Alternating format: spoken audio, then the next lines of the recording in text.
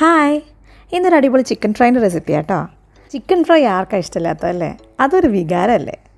ഇനി next time chicken ഉണ്ടാക്കി നോക്കും ഇതുപോലെ ഒന്ന് ട്രൈ ചെയ്ത് നോക്കൂ. ഇതൊരു മസ്റ്റ് ട്രൈ ഐറ്റമാണ് കേട്ടോ. ആദ്യം നമുക്ക് മസാല ഒന്ന് റെഡിയാക്കാം. നമ്മൾ മിക്സി ജാറിലാണ് കേട്ടോ മസാല റെഡിയാക്കുന്നത്. ഇതിലേക്കൊരു 4-5 അല്ലി വെളുത്തുള്ളി, ഒരു ചെറിയൊരു കഷ്ണം ഇഞ്ചി, ചെറിയൊരു കഷ്ണം ഉള്ളി, പിന്നെ വലിയൊരു പീസ് തക്കാളി. തക്കാളീൻ്റെ ഫ്ലേവറാണ് ഇതിൽ മുന്നിട്ട് നിൽക്കുന്നത് കേട്ടോ.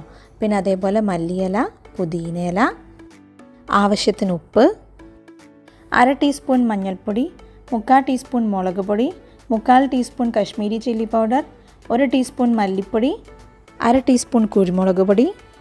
ഇതൊക്കെ കൂടി ഒന്ന് നല്ലോണം ബ്ലെൻഡ് ചെയ്തെടുക്കുക.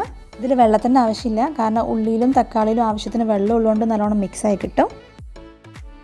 കഴുകി ക്ലീൻ ചെയ്ത് വെച്ച ചിക്കനിലേക്ക് ഈ മസാല നല്ലോണം മിക്സ് ചെയ്തെടുക്കുക. അതിൻ്റെ കൂടെ 1 ടീസ്പൂൺ തൈര്, 2 ടീസ്പൂൺ പത്തിരിപ്പൊടി, ഇതൊക്കെ കൂടി നല്ലോണം ഒന്ന് മിക്സ് ചെയ്തെടുക്കുക.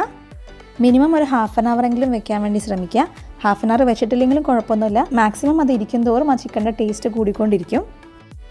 ഒരു നോൺ സ്റ്റിക്ക് എടുക്കുക, അതിലേക്ക് ആവശ്യത്തിന് എണ്ണ ഒഴിക്കുക. എണ്ണ ചൂടായി കഴിഞ്ഞാൽ അതിലേക്ക് ചിക്കൻ ഇട്ട് ഫ്രൈ ചെയ്യാം. നിങ്ങൾക്ക് ഒന്നിക്ക് ഇത് ഡീപ്പ് ഫ്രൈ ചെയ്യാം, അല്ലെങ്കിൽ ഷാലോ ഫ്രൈയും ചെയ്യാം. ഞാനിപ്പോൾ ഷാലോ ഫ്രൈ പോലെയാണ് ചെയ്യുന്നത്.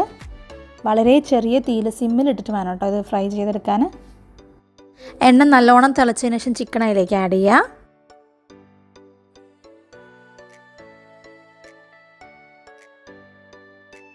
എന്നിട്ടിത് കുറച്ച് നേരം ഒന്ന് അടച്ച് വയ്ക്കുക. അടച്ച് വയ്ക്കുമ്പോൾ ചിക്കൻ നല്ലോണം വെന്തും കിട്ടും. ആ ഫ്ലേവർ ഫുൾ ഉള്ളിലേക്ക് നല്ലോണം പോവുകയും ചെയ്യും. നമ്മളിങ്ങനെ അടച്ച് വെച്ച് വേവിക്കുമ്പോൾ ചിക്കൻ്റെ ഉള്ളിൽ നിന്ന് വെള്ളം ഇറങ്ങും.